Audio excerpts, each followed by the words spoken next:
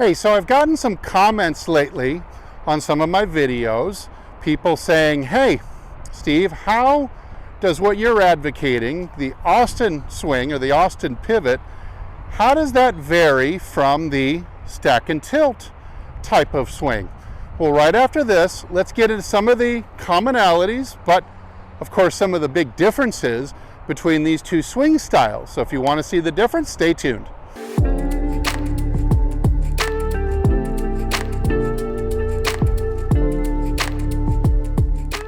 Hey, this is Steve with HitItLonger.com.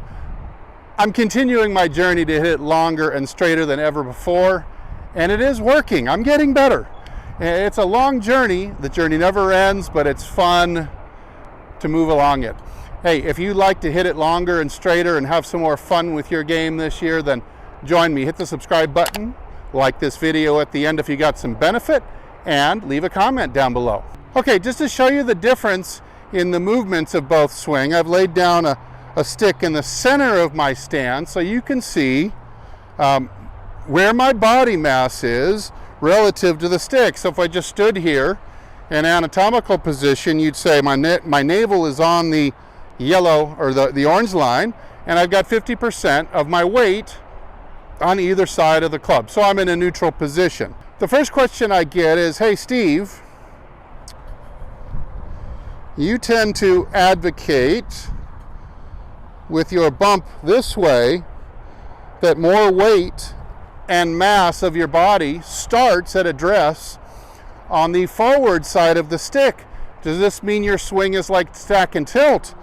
And the answer is definitely not. The purpose of doing that is to establish a tilt of the hips and shoulders so that the right side, the right arm and hand, can come under and get on the grip underneath the left while preserving the squareness of the shoulders. So I will advocate that little bump to drop the right side, and theoretically that does put 55, maybe 60% of my mass and my pressure or weight forward of the stick. However, this does not make this anything similar to a stack and tilt, as more of what they're doing in their swing involves the position of the body at the top of the swing, like this, and going through the ball is more what they're focusing on. All right, a second question I will get is, hey Steve, you advocate that the head stays in the middle of the stance. Does that mean your swing is like stack and tilt? Because that's what they also advocate. All right, yes, that's true. I do advocate that the head stays reasonably steady, centered between the feet through the entire swing. You're not going to be perfect about it, but you'd like to keep the movement of the head to a minimum. Now, that is similar to a stack and tilt because they do advocate for a more centered head. That is similar, as opposed to, see, a lot of swings will advocate either starting the head slightly behind the center and keeping it there, and a lot of swings will be okay with kind of a little bit of a sway of the head behind the line towards the right foot and then returning again to the center at impact. So other methods, because of the way that the hips and pivot moves, kind of naturally have a little bit more head sway built in. Look at the trend in the early 90s when Curtis Strange was winning back-to-back US Opens. Big head sway. So can it work? Yes. Is it maybe a little bit harder to pull off and be consistent? Well, I think so. So if you really look at the crux of the stack and tilt, they advocate, while they say that we have a temporary pressure shift into the right foot, they are certainly advocating that more mass at the top of the swing ends up in front of the stick. Now you can always tell where the center of mass is.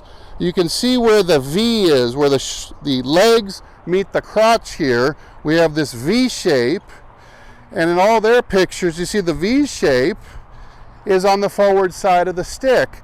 So at the top of the swing, well, yes, sure, you can kind of temporarily stomp some pressure into this right foot.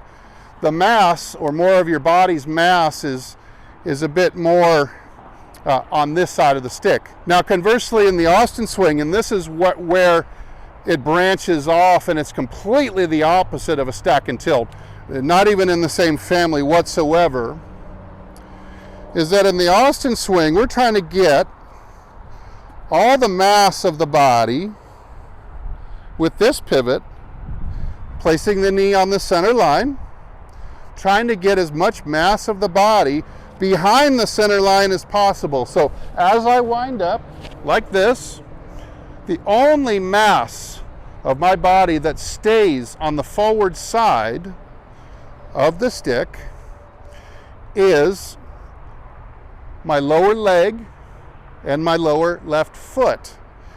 All the other mass, shoulders, my entire pelvis gets behind that center line, similar to say like a Nolan Ryan pitching with the big high leg kick, crashing down off the mound to throw that 100-mile-an-hour fastball, greatest strikeout king in history. And it proved to also be to his benefit when it came to longevity, as Nolan Ryan was still pitching very well into his middle 40s. So I believe this is the same idea. Getting the hips to swing this way and get centered, get behind the line, is almost like crashing down off the mound like a baseball pitcher would. So what I would say is that this style will be able to produce more ground forces, therefore faster rotation. And because we're kind of keeping at a tilt more this way at the moment of impact, the Austin swing will tend to hit more upwards on the ball, where the stack and tilt will have a little bit more harder time reaching a +5 or more angle of attack. All right, let me hit one for you and we'll slow it down so you can see what I'm talking about as far as mass moving behind the center line.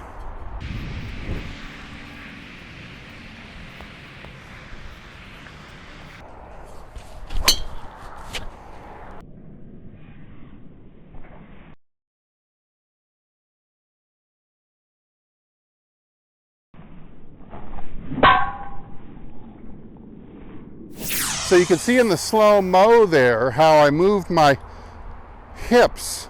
The center of my hips has moved more behind the center line as my knee comes towards the middle. So I have very little mass and pressure on the forward side of the stick at the top of the swing, which allows me to really crash down and kind of get a running start at the ball when I swing down. All right, so hey, there were some pros who did pretty well 10, 15, 20 years ago with the stack and tilt. So you have to say, if someone has won $1 million in a year with a certain technique, that means there's got to be some viability to it. So you can't shoot it down completely. I just prefer the advantages, the mechanical advantages, the leverage advantages that I believe come from the Austin swing. Hey, let me know what you think in the comments. And again, thank you so much for watching my channel. I'm Steve. Head on over to hititlonger.com for lots more great content.